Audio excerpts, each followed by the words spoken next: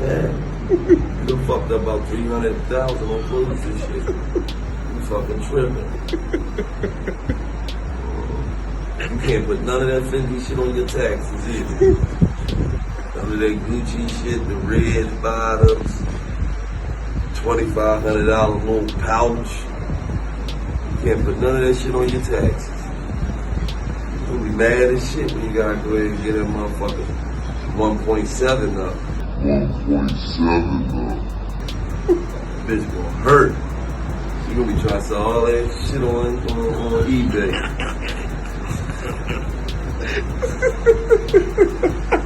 Think the shit will get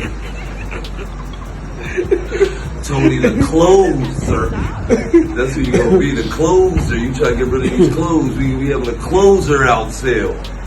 We can get this Fendi shit half off. Fendi shit half off. Yeah.